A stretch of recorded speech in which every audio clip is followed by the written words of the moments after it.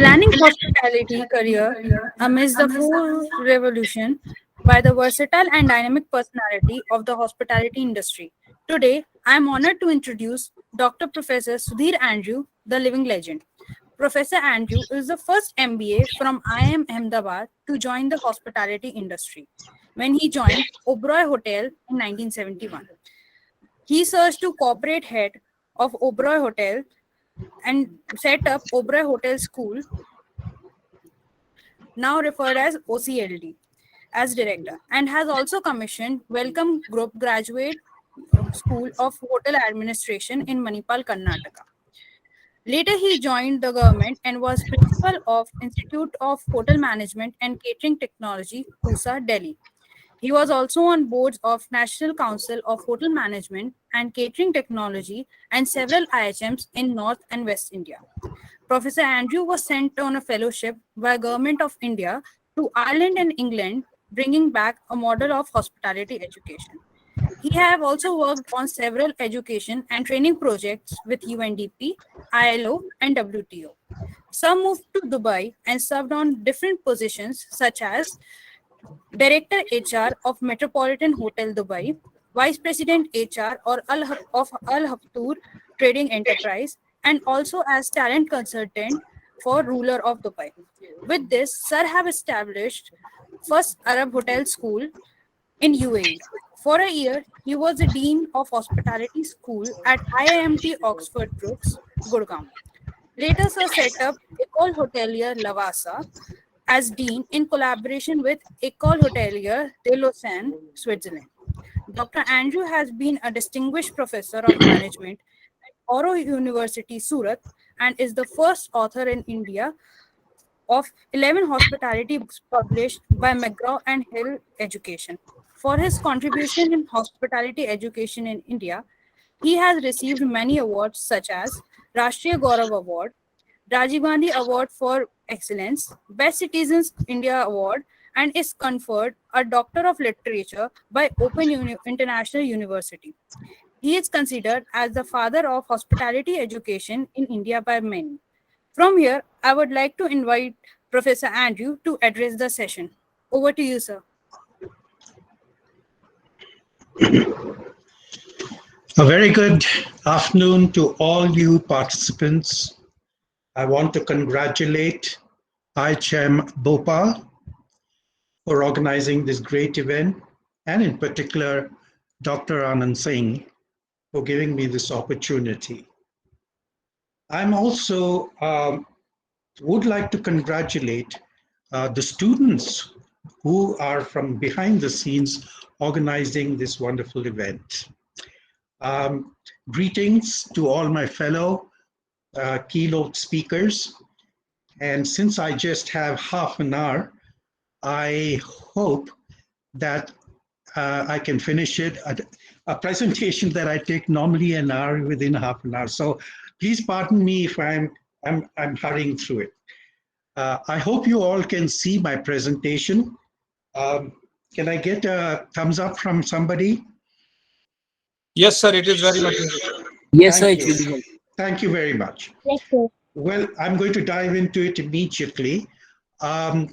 Civilization right now is experiencing a very important turning point in the evolution of humanity. We may not realize it, but we are part of a huge revolution, evolution that is taking place, which needs totally different kind of approach, different kind of mindsets, and different kind of skills. So let's go into what we have today. There are three historical events taking place simultaneously at the same time. This is the birth of a new generation called the Millennials, the Gen Y and Z, and you students, actually, the students, if they are listening to this, they are a different breed altogether. So if any of us educators and employers are going to be thinking in terms of the old industrial age practices, forget it, because these people are very different. The second great thing that is happening is the march of the digital age, which is bringing in technology in a very fast pace, at a very fast pace. And the third thing is the halo effect of COVID-19, a pandemic that was unexpected and came on humanity worldwide, leaving us in a total state of hopelessness and confusion.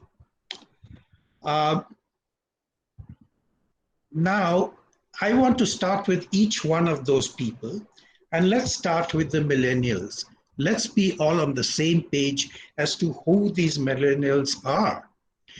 Millennials are extremely lucky, have boundless job self-employment opportunities than any other generation that was there before. So I would tell the students, don't mope around, because there is tremendous opportunities for you to the extent that we envy you. The second thing is they are very tech savvy and will seek technical challenges in their jobs. So if you expect this kind of groups to do the kind of operations that they did before, or the job profile they did before, forget it. They will either you'll have a very high turnover because they'll be seeking for technological challenging jobs. They are like the fish and the water, okay? You take them out of technology, they're going to be miserable and they will leave you. So that's the second thing. They don't want to be corporate slaves. Now here's the big news, but be their own masters. According to me, 80% will not seek jobs. They will start their own things. They are destined to design how humankind will live, work, and play in future. Now, their playing ground for their career opportunities and whatever have you is the globe. It is not just the immediate environments that they are studying in or living in, but their mindset has to change to think internationally, because that is the arena available to them, unlike previous generations. They demand work-life balance, and therefore for employers, if they do not give that kind of a balance, they will leave. They like to invest in travel and new experiences. So they are going to be our future tourists, our future travelers, and their demands are totally different. They will no longer want to see forts and ancient monuments or even Mickey Mouse, okay? They would like to go to places that have not been explored. And those places are right from the Arctic to the Antarctic. So we have to, as a tourist, we have to look at them that way. But they love to travel, and that's great news for tourists, especially domestic tourism in the first instance. Okay, they love to travel, and I have many examples of people who are going in for revenge travel, and therefore they have already packed their bags and kept it next to the door for the slightest of excuse to get the hell out of their home, okay? Women will be a major force, and there are a lot of opportunities now to work from home. As a matter of fact, many of the women are going to postpone marriages, maybe not even get married. And I just saw an article today in the papers that they are opting for pets as their lifeline companion than babies. So you can see how their mindset is changing so much. 60% new careers have not yet been introduced. So there are great opportunities that are coming forward, and 60% of them are not yet introduced. Okay. For example, the drone, our government and the DGCA is planning to introduce drones for delivery of goods and things like that. The drone culture itself is going to open so many jobs, you know. And hospitality and tourism students have a wide canvas of industry to work for because they have the right kind of skills and attitudes towards customers. So they are in demand, as somebody spoke earlier, that hospitals, airlines, retail, malls, all are asking for hospitality students, okay? Because we are now getting into a very customer-centric age. So that's the quick one on the millennials. And we come to the digital age, the second thing that we are hit by. Now let's try to understand and be on the same page as to what is digital. Digital is the transaction of information, data, business and services from screen to screen. It's very surprising. I went to many colleges and addressed huge halls, and I asked them what is digital. They did give some sort of an explanation, but simply put, it is a screen to screen. Now, the thing is rather seamlessly, we have already gone into that age. We order our taxis by the mobile, we order our food by the mobile, we order our groceries from the mobile. Our whole world is going to be ruled by the mobile. And that mobile will send your requirements to another screen, which will process it. And it's getting more and more sophisticated, like delivery boys. We are seeing them, we can actually track their route that they're coming to your home. And therefore you can calculate their age, the time. So this kind of change is taking place. Now, the mantra of this digital age are two words: disruption and innovation. I'm so happy to see that innovation is one of your keywords of this conference. Now, they may seem to be very big words and sophisticated words, but actually they are not. When we talk about disruption, what we are saying is looking at anything around us at home, at college, or at a workplace, anything, and asking ourselves the question, can we do it another way? Can we do it another way? For example, if we had a table napkin, we all have table napkins when we eat so that food falls onto it and not ruin our suits and dresses, okay? It's always been a square. Nobody said, why does it have to be a square? Can't it be an octagon? Can't it be a triangle? Can't it be a fan shape? It could, actually. And therefore, there is a business that is going to come out of that if one works on it.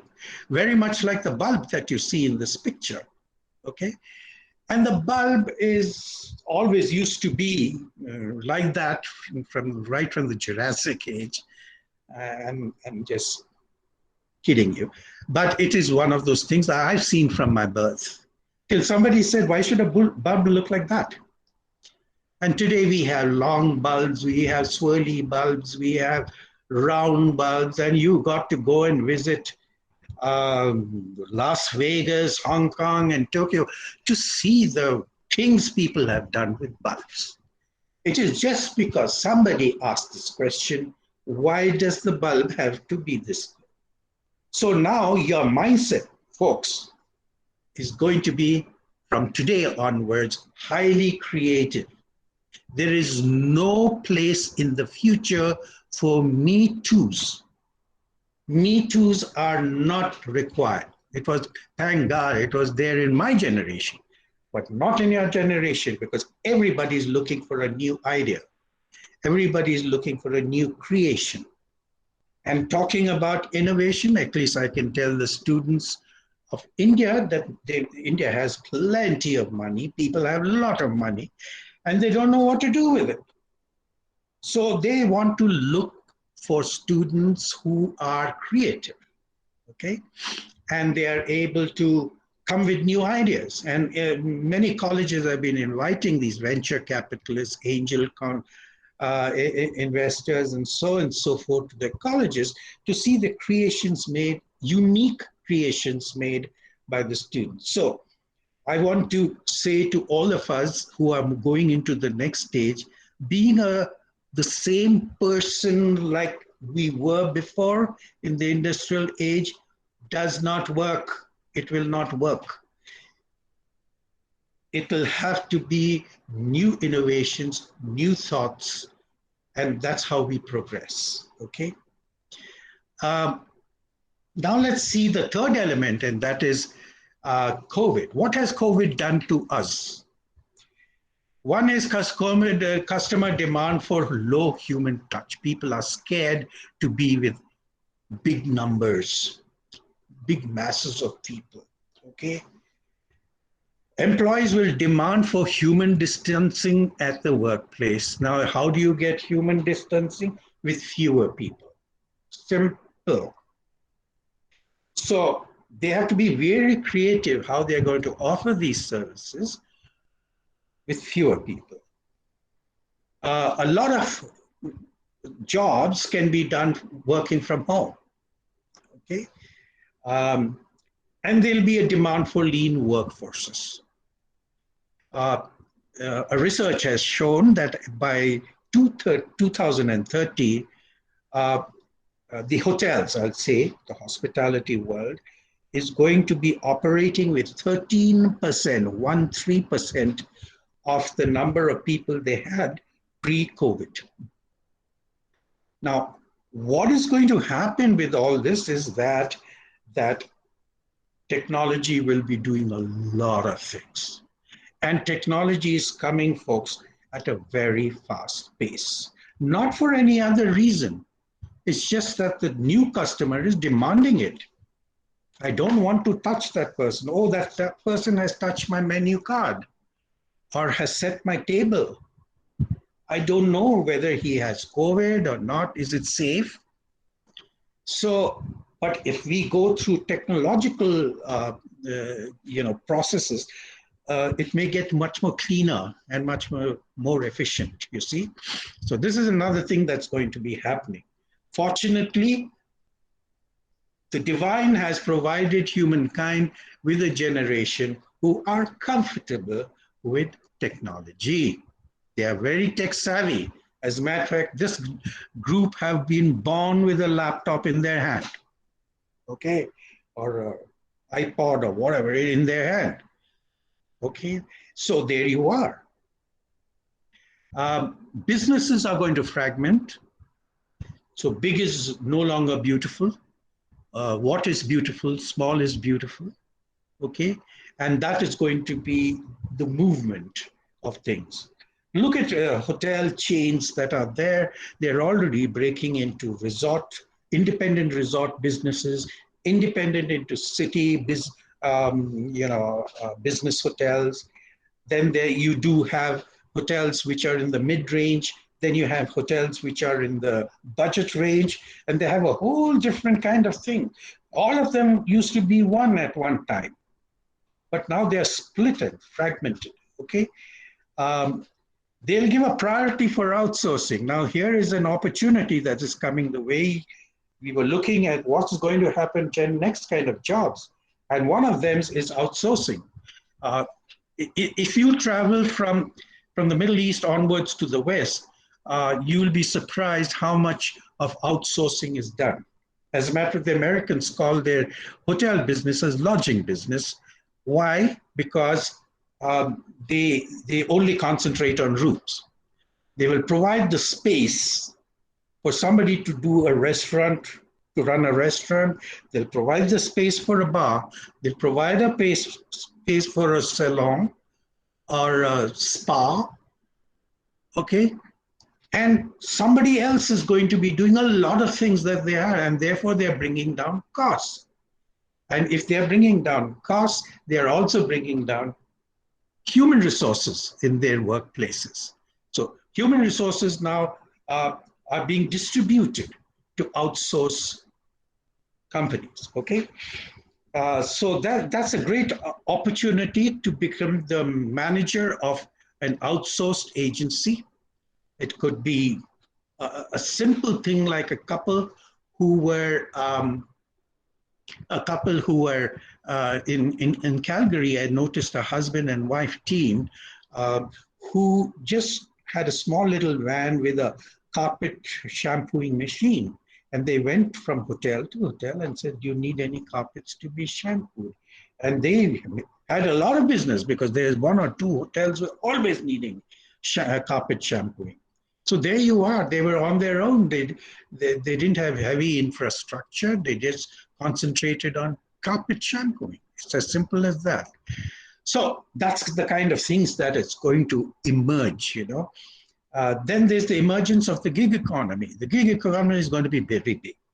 You're going to be a master of a certain skill, okay? And that skill is going to be a skill that you can use and advertise for people to use, okay?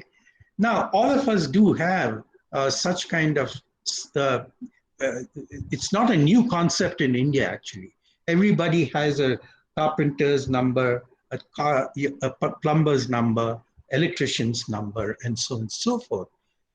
Who are they? I mean, they are gig people who come and we say there's some problem with our electrical appliance or circuit.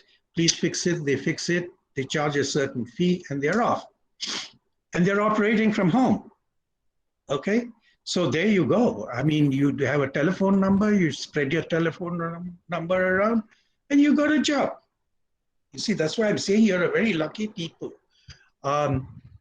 Then there'll be a demand for specialist skills. You have to be a master of your skill if you want to be a gig operator or a fragmented or an outsourced operator, okay? Multitasking will be valued. Now, multitasking in the industrial age meant a little of this and a little of that, okay? That was considered multitasking. If I make a little mistake here, they'll understand. That's not my main job. They'll go there, it's not my main job. But here, it's like in our cricket, when we have an all-rounder, he has to be a good bowler and a very good fielder and also a batsman, and therefore he's called an all-rounder, okay? So if we want to be that, then we have to be masters in those various fields ourselves. And we cannot say a little of this and little of that. No, we have to be masters of this. Multitasking will be valued, shortage, but you'll be surprised that the industry altogether with the march of technology is going to be very short of talent. Very short of talent. And they will have to seek talent from foreign expats, okay? So now it's very much like our airline. We suddenly was hearing people with a foreign accent from the cockpit.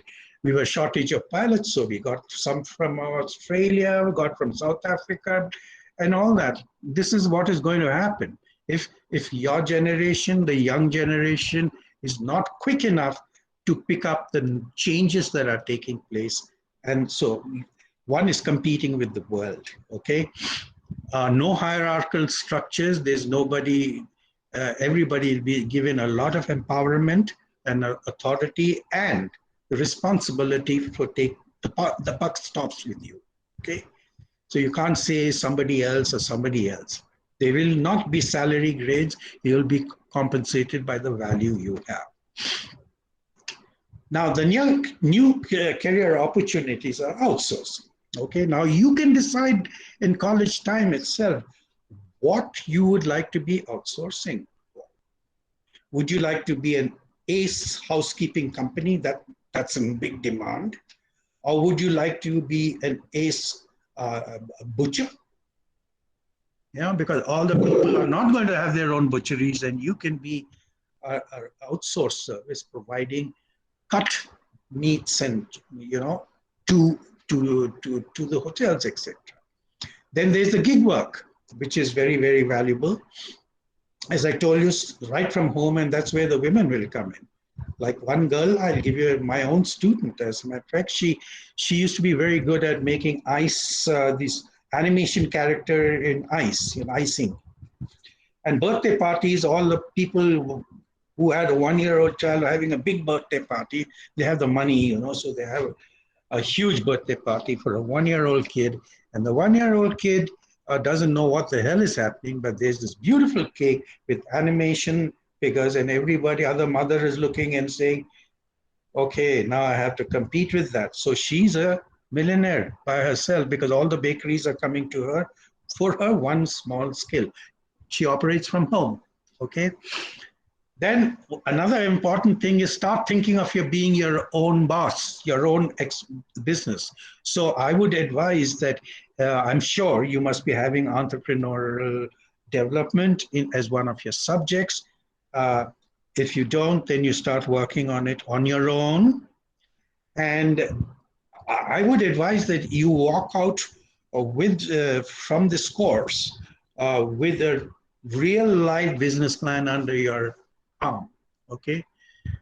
Now, this generation cannot afford to say, oh, my college didn't give me this, my parents couldn't give me this. Stop complaining, grow up. The buck stops with you. You start the adding value to yourselves. Okay. And point casting is a nice opportunity at a very small, I've got 3 minutes left, a very small area of housekeeping or any job, just concentrating on a small area. For example, a student of mine, it was a guy who concentrated just on linen, housekeeping linen, room linen and table linen. Okay, he went to China, he went to Vietnam, Bangladesh, India, Egypt, and wherever you get, good linen. And he became a master of it. And he's based in Dubai. And all the hotels, a lot of construction is going on there of hotels. And he's a multimillionaire just concentrating. Everybody does believe that he's the master of linen. So that's called point casting. So you may decide that you would like this girl who's done icing, she's point casted. She says, from all the things that I can do, I'm going to concentrate on this. So now you are no longer going to do a little bit of that. It's going to be, you cannot be a generalist anymore. You have to be a specialist. And employers are wanting ready-made specialists.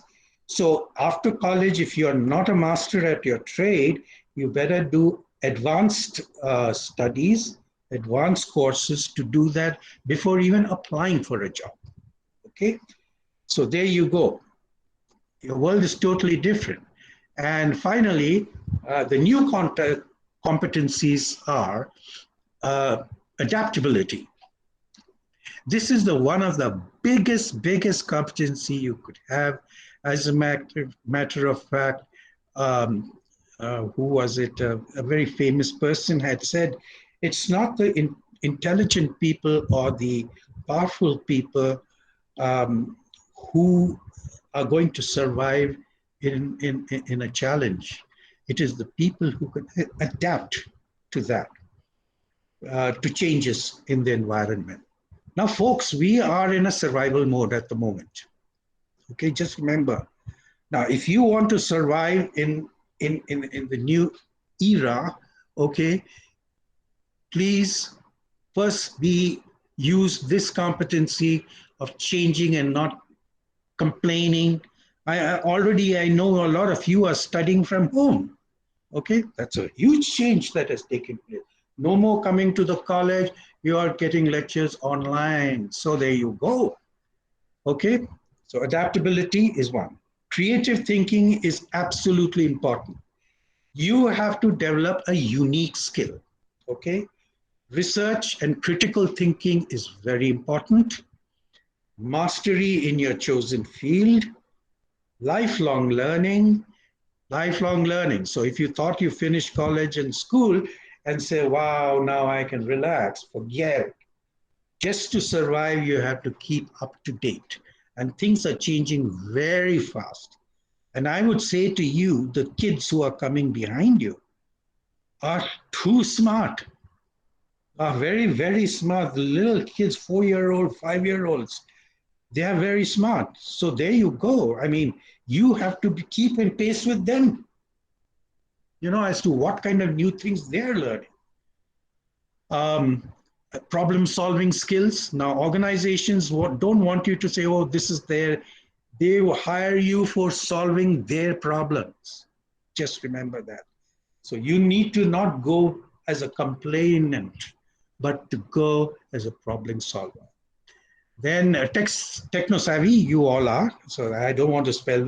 You need to have social skills because many of you are going to start your own business and have to deal with customers and collaborators, and need to have those social skills like manners, etiquettes, and language and things like that are very important, okay?